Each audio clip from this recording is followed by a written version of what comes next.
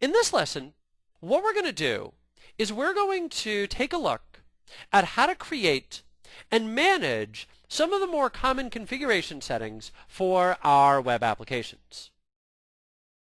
Web applications are going to be the containers eventually for our data.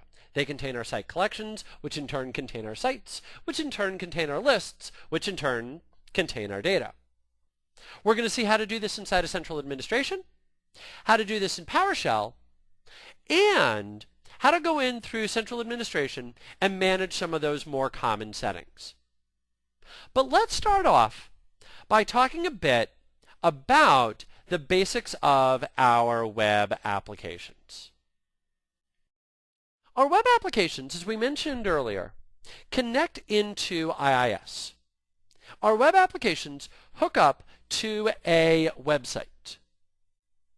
Now we can create as many websites inside of IIS as we might need, just keeping in mind that each website has to differ on one of at least three things: the host header, the port number, or the IP address.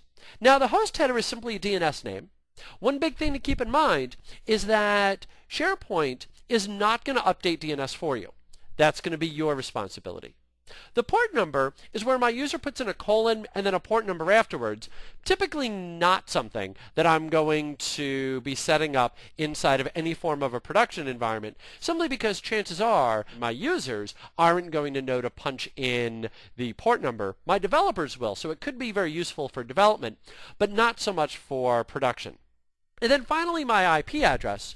One real quick thing to note about the IP address is that typically is also going to require that you update DNS as well, because usually you're going to associate a different host name with that IP address. Our web applications also become a context for content databases. Whenever I create a web application, I'm going to be required to create a content database. I can add additional content databases to a web application, keeping in mind that a content database cannot be shared across multiple web applications. My web application is also going to determine the different authentication mechanisms that are available.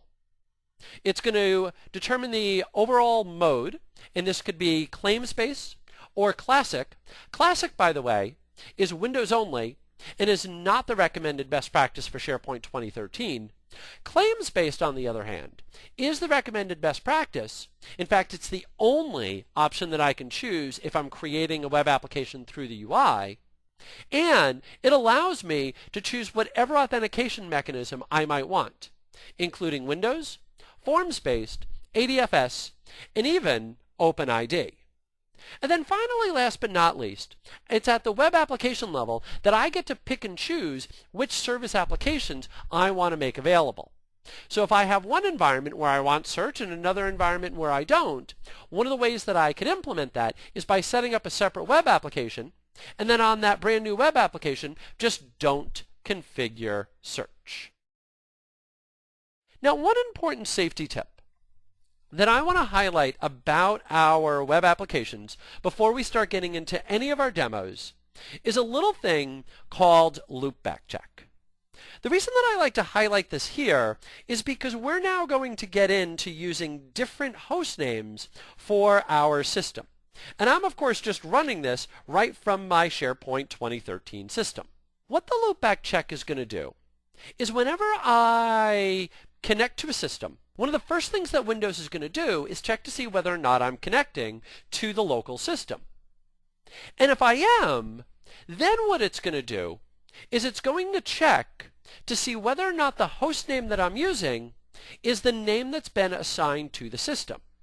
So in my case, for example, the name of my system is SharePoint 2013. If I connected to a URL that was intranet.geektrainer.com, what's going to happen if I'm physically sitting at that box, which again I am, is Windows is going to go, oh, okay, well, we're looking at our local system.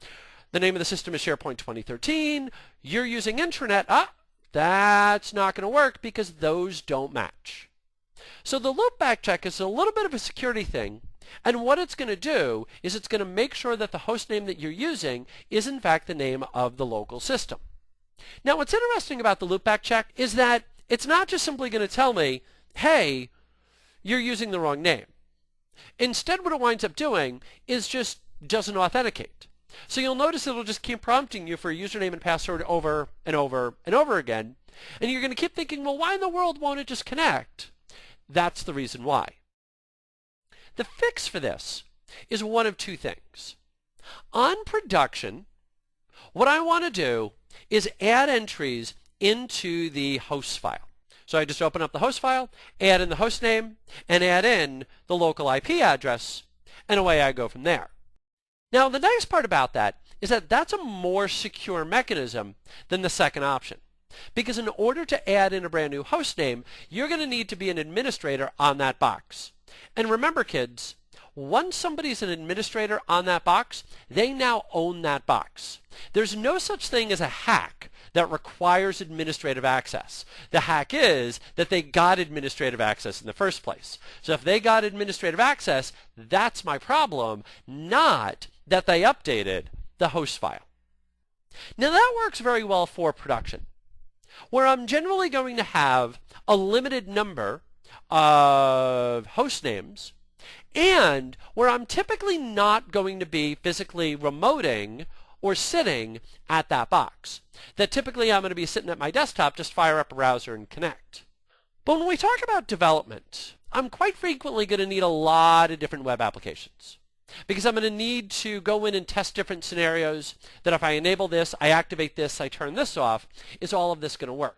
And so when I go in and I start creating all of my different web applications, I don't want to have to update that host file every single time. So on development, where I'm not as concerned about security, what I can do is just simply tell Windows, don't do the loopback check. And the way that you do that is just by adding in a disable loopback check dword to the registry with a value of 1, and you're going to put that into HKey local machine, system, current control set, control, LSA. By the way, that's already been done on my local system. Now to go in and create our web applications, we can do this in one of two ways. Through central administration, we can choose application management, manage web applications, and hit new, or through PowerShell, we can do new SP web application. And what you're going to notice is that we've got a whole host of different switches, including the name, the URL, the port number, the application pool account, and the authentication provider. A couple of real quick things that I want to mention about these switches before we go do our demo.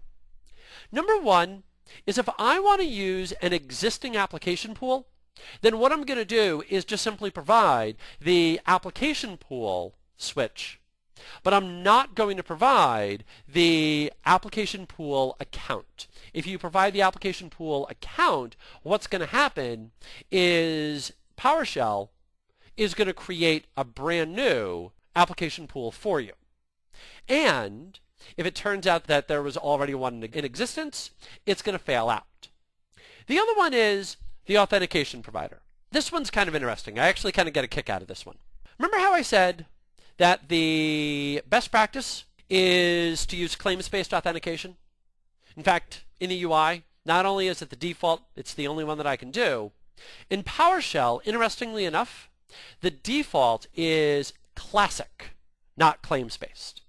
So what I need to do is I need to go get the appropriate authentication provider. And the way that you do that, by the way, is just by simply making a call to new SP authentication provider. Now, on my demo system, I've already gone in and created the DNS entries, so that way I don't have to worry about them. So I've already created a DNS entry for intranet2013.geektrainer.com, and I've created two for what's eventually going to become a later demo for my host header site collections at sales.geektrainer.com and hostheader.geektrainer.com. I've also set up a couple of scripts in advance, just so that way you don't have to watch me type these huge long commands, and I guess more importantly, so it minimizes the chance that I'm going to have a typo.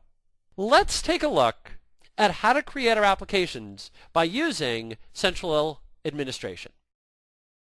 I'm going to hit Start, and I've got Central Administration pinned right there. So let me just click on that, and we'll give that just a second to come up here.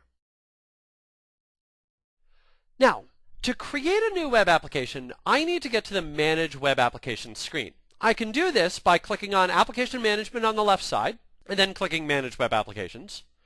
I can click on Application Management on the right side, and then click Manage Web Applications. Or I can just skip to the end and click right on Manage Web Applications. And then from here, you're going to notice that I can create a brand new web application by clicking on New.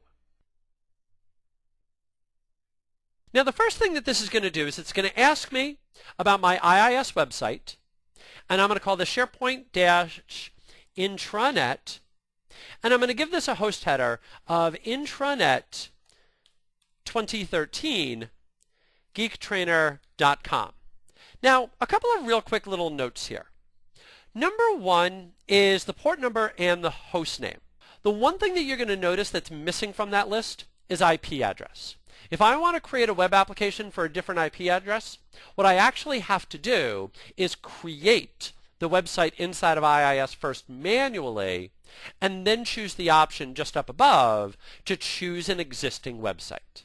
The second thing that I want you to notice is the path. The path is going to be where SharePoint's going to write out the files that it needs on the file system to make the magic of the application work. SharePoint is, after all, an ASP.NET application, and there are a few file system resources that it's going to need, including a web.config file. Web.config, for those of you not familiar with ASP.NET, is an XML file that's used to configure how I want an ASP.NET application to work. Now you'll notice that it's going to create it in the C drive. I'm actually just fine with that. It's not going to impact performance if you put it anywhere else. I'm going to scroll on down, and you're going to notice about our security configuration, whether or not we want to allow for anonymous, and whether or not we want SSL. We're going to get more into security in a different lesson, but what I want to highlight about both of these is the fact that you'll notice that these are at the web application level. The reason for that is because it's the web application that's going to determine whether or not anonymous access is allowed at all, and it's also going to determine whether or not SSL is going to be available. Additionally, if you're going to set up SSL, you're also going to be required to set up certificates as well.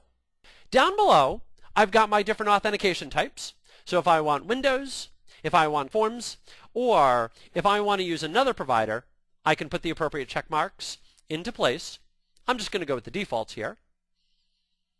I'm going to scroll on down, and then you'll notice it'll ask me about a sign-in page if I want to use the default or create my own custom one. I want to use the default. And then it's going to ask me about the public URL. That public URL is what the users are going to connect to. We'll talk more about our zones when we get into alternate access mappings. And then down below is going to be our application pool, and I'm going to set this up so that this will use a brand new pool that I'm going to call Web Applications, and I'm going to have this use that SP 2013 service managed account that we created in another lesson. Then I'm going to go ahead and specify my database, and I always like to name my databases SharePoint _ the name of the application, which in my case is going to be intranet 2013 _ and then content. I always like to preface my databases with the name SharePoint, so that way when my DBA goes to look at the list of databases, he can very quickly identify which ones are for SharePoint and which ones are for something else. By leaving the dot next to Windows Authentication, it's going to use that managed account, in our case SP 2013 service, to connect. I'm going to scroll on down. You're going to notice my failover server. That's if I'm using mirroring, so I can point that at a mirror server. I've got my service applications, so I can pick and choose those as needed. And then finally, last but not least, I can choose whether or not I want to send experience information to Microsoft, and then eventually click OK and let my web application be created. Now you are going to notice this is going to take a couple of moments on most systems, because what's happening behind the scenes is actually a fair amount. That it's getting the website together inside of IIS, it's setting up the initial file structure that's going to be needed to support this web application, and it's also creating the database that's going to house my content. So this may take it a couple of moments.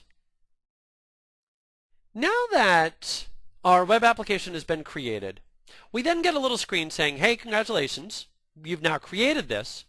It'll give me a little bit of information about forms-based authentication, and then it'll ask me whether or not I want to create a site collection.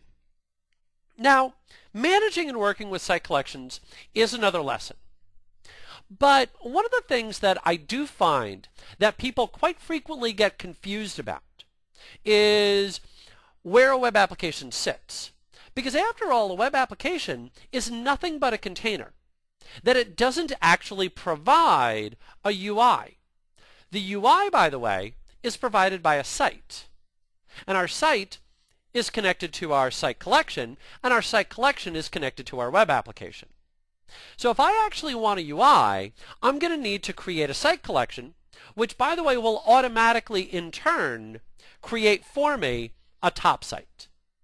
So I'm going to go in and create a site collection just so that way we can see that everything is in fact working. But I'm not going to worry too much about going over all the different options because, again, we've got a different lesson for that. So you can basically kind of take this next little spot and tantamount to magic. So I'm just going to click Create Site Collection. I'm going to give this a name of Intranet, and I'll give it a description of Demo Intranet Site. And I'm going to scroll on down. I'm going to provide my username. Just simply type in the name, hit enter, and then eventually down at the very bottom here, I'm just going to click OK. And now what this will do is this will create my site collection, and it'll create my top site for me and give me my little UI. So now let me click the link to open this up. And this is going to take it a couple of moments here. The reason that it's going to take it a couple of moments here is because of the fact that, once again, SharePoint's an ASP.NET application. And so what it wants to do is it wants to cache and precompile as much as possible, so that way it doesn't have to keep compiling pages and individual DLLs every time that a user goes to access a brand new resource. On top of that, SharePoint wants to precompile and pre-cache an awful lot as well to help further improve performance. So we're just going to have that initial hit of having to wait for everything to compile, and then once that happens, then everything should move along at a relatively decent clip. And so there is a UI provided by a site, provided by a site collection, provided by that web application that we just created. Now let's take a look at how we could create a web application by utilizing PowerShell. And I'm going to bring up the PowerShell ISE integrated scripting environment. Now, for those of you not familiar with the PowerShell ISE, what this is it's a tool to use to create your PowerShell scripts. And among other things, this will give me color coding and IntelliSense, which is a very nice bit of autocomplete. Now what I'm going to do is I'm going to load up my scripts here. And the first one that I've got is my Create Web Application. Now what you're going to notice in the script, first up, is my call to add PS Snap-in Microsoft SharePoint PowerShell. That's going to load up the necessary PowerShell commandlets for managing SharePoint. Now you'll also notice the error action afterwards, and that's just to simply disable the error message that will typically come up of, hey, this is already loaded, if maybe you decide that you want to run this from the management shell, or maybe I've got another script that calls this one. Then what I need to do is I need to go get my claims-based authentication provider, and that's again because inside of PowerShell, the default is to use classic authentication rather than claims-based. I want to use claims-based authentication. So I'm going to go get that authentication provider just by making a call to new SP authentication provider. That's all that needs to be done. I'm going to put that into a variable. And then what you're going to notice is I'm going to make the call to new SP web application, specifying the name, which will become the name in SharePoint and in IIS, the URL, which will become the public URL, the port number, the host header, both of those will be inside of IIS, the application pool, and you'll notice in my case that I'm not using the application pool account, because if I use the application pool account, this is going to want to create a brand new application pool. Then I've got the name of the database and the server, and then finally that authentication provider that I grabbed earlier. So now all I have to do is just simply hit run and let it do its thing. Now while this is doing its thing in the background, what you're going to notice down below is the output window. And the output window isn't going to give me anything. The reason that we're going to want to use SharePoint's PowerShell capabilities is not to typically do this on a day-to-day basis, but to really help automate things. So for example, one of the other things that I could do inside of here is I could actually go ahead and create that initial site collection. Or maybe I could go in and, with a little bit of magic, even create my DNS entries as well, or maybe assign a couple of permissions. So those are the types of reasons why you want to utilize PowerShell. Now what you're going to notice is that sure enough it tells me that it was created, and if I go back to my central administration site, just simply hit OK on that screen there, give it a moment, and hit refresh, you're going to notice that I now have that host header application created. So there's how we create our web applications. Now let's turn our attention to managing them. Now we can, if we want, manage our applications by using central administration or by using PowerShell. Now you are going to notice that there's not a whole lot in the way of commandlets to go in and manage some of the different settings, that a lot of times what you need to do is go get the web application object and just simply set properties on there. So as we go through the demos here in a couple of minutes, you're going to notice that I'm just going to focus in on central administration. Now some of the different options that we have are default quotas. Quotas, again, allow me to limit the amount of storage space that's available for site collection. I can set a default quota for all site collections for a particular web application.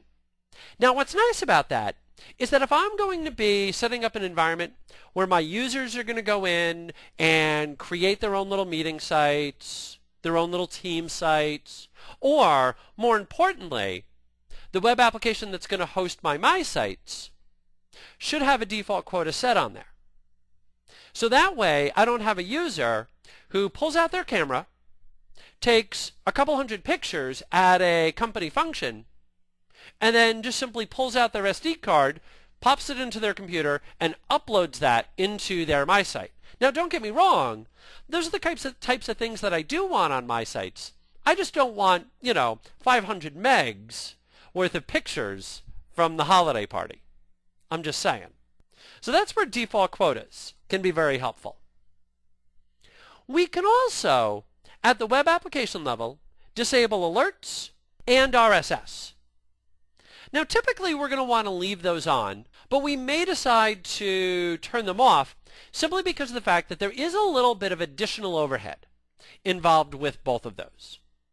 Alerts, by the way, allow my users to get emails in response to things like new items being created, while RSS feeds allow my users to fire up a tool like Outlook and see all of the different changes that have been made to a list. And then we also have our recycle bin settings as well. Our recycle bin, by the way, comes in two different phases, primary and secondary, or sometimes known as site and site collection. It'll sit inside the primary recycle bin for X number of days based on whatever it is that I configure, and inside of there that will actually be available to whoever it is that deleted it and anybody else with permissions to that item. after that number of days, it'll then get moved to the site collection recycle bin or secondary recycle bin, where only SCAs, site collection administrators, would be able to restore that. Let's take a quick look at our general settings. I'm going to go back to my Start menu, go back to Central Administration, and I'm going to go to Manage Web Applications. And then what you'll notice is I'm going to click on Intranet, and then right up top, I've got my General Settings, and then General Settings. And then from inside of here, you'll notice that I've got a whole host of different settings that are available. But again, the couple that I called out are my default quota, whether or not I want alerts, and the maximum number of alerts that a user can create, my RSS settings, and if I keep on scrolling down here, you're going to notice that we've got our recycle bin as well. The last little item that I want to mention is the maximum upload size. That you'll notice that by default, that's set to 250 megs.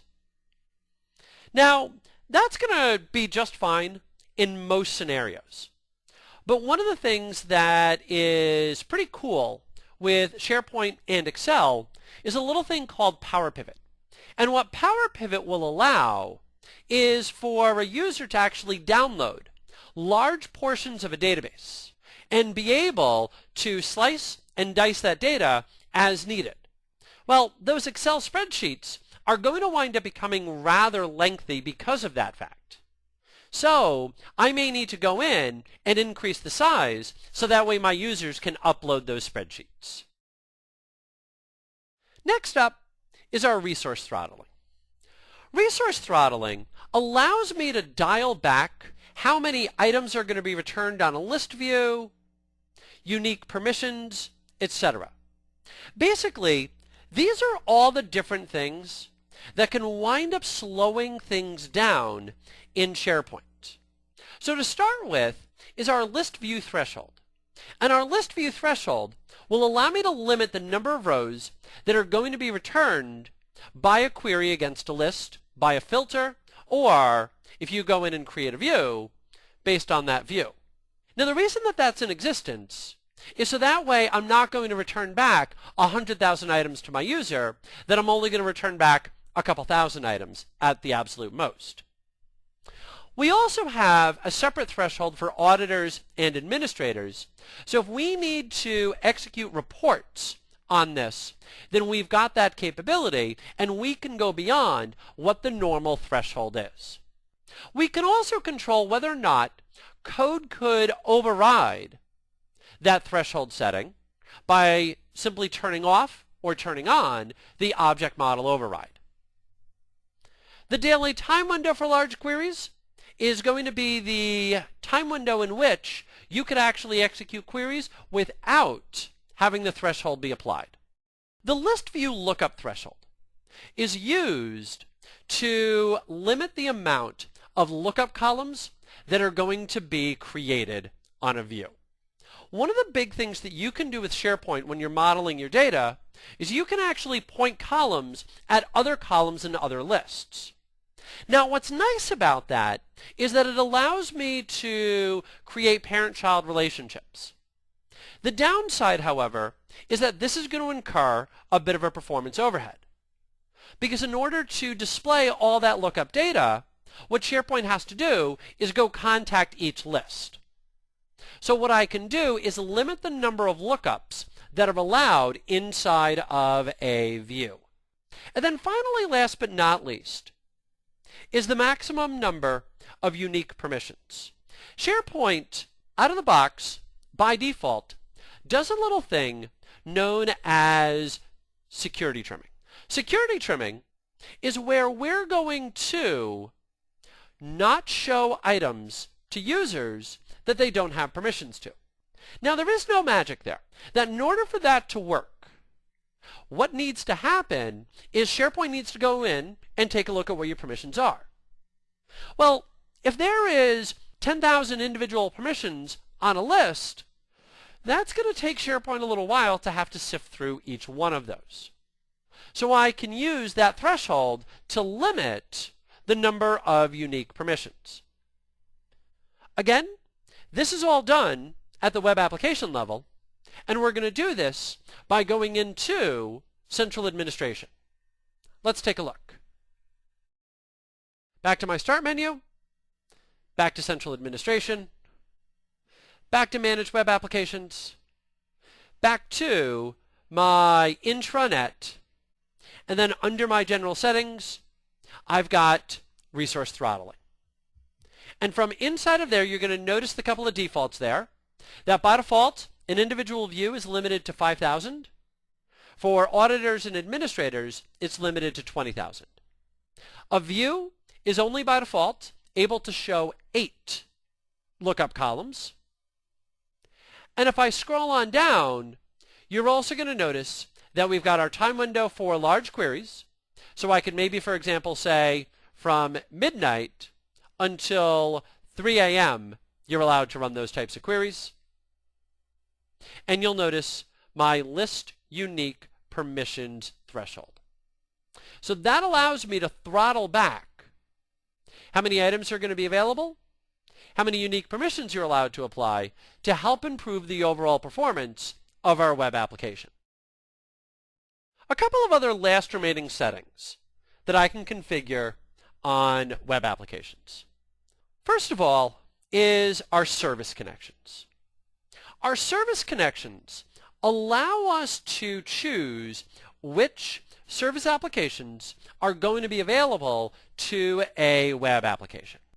We have the ability to choose the authentication providers, so that way if I want to add or remove forms-based authentication, I can do that. And you'll also notice that we can choose to block certain file types. So if I don't want executables, ISOs, or other types of files like that uploaded into SharePoint, then I can do that by setting up my blocked file types. Let's take a look at where those are inside of Central Administration. What I'm going to do is go back to my Manage Web Applications, and I'm going to click on my intranet.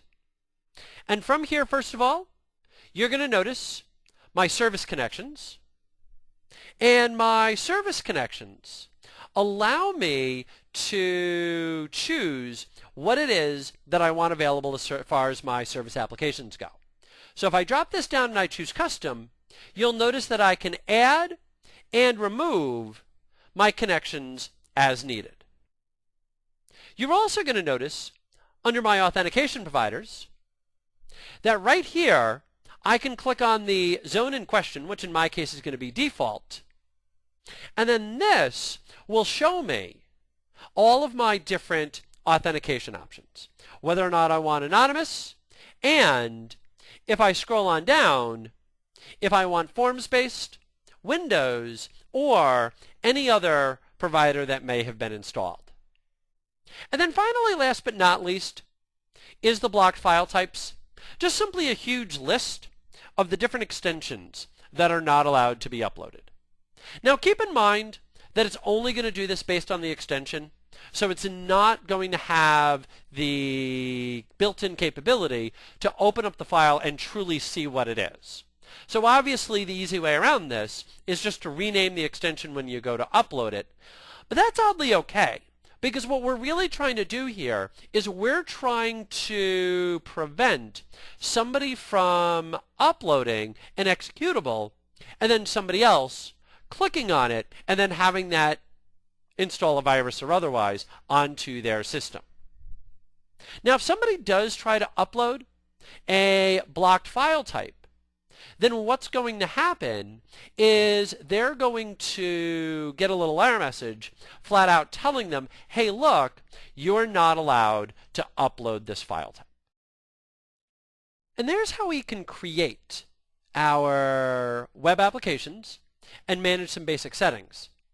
And I'm going to see you in the next lesson.